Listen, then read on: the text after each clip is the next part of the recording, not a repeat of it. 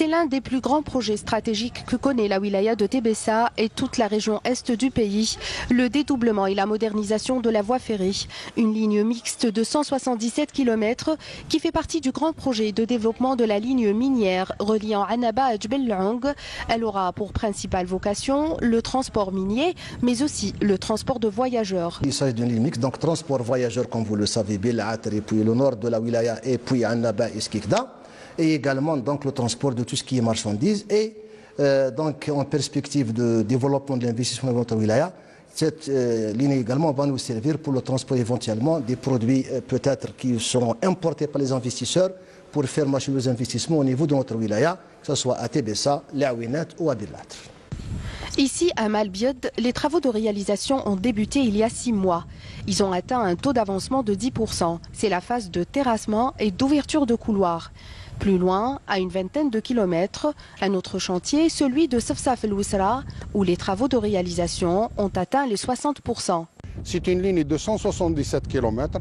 La première partie que vous voyez entre Oued Kibir et Djbel Laoung, c'est la partie infrastructure qui sera complétée par la partie système, à savoir la signalisation et l'électrification pour moderniser le système d'exploitation et par conséquent avoir un trafic intense pour répondre aux besoins des différentes mines et complexes implantés dans la région. Comme vous le savez, donc, il y a une découverte d'un gisement très important au niveau de Bled el-Hadba à Bel'Ater en matière de phosphate. Son Excellence, le Président de la République, a décidé de confier donc, la concrétion de ce projet à la Sonatrach associée à l'entreprise citique chinoise. Ils sont en train de travailler dessus, donc dans les mois qui suivent, ils vont rentrer en production.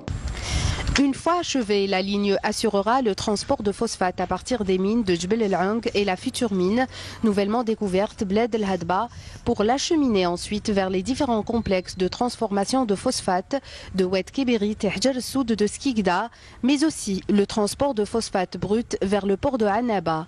Donc les prévisions de transport sur cette ligne, une fois achevée, à l'horizon 2025, c'est de l'ordre de 21 millions de tonnes par an.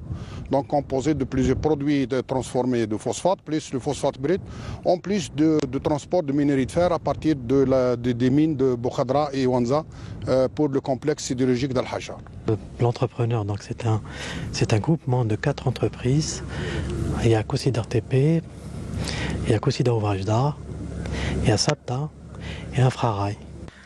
Le relifting de cette ligne mixte avec ses 11 stations représente une excellente alternative aux autres moyens de transport à moyen terme.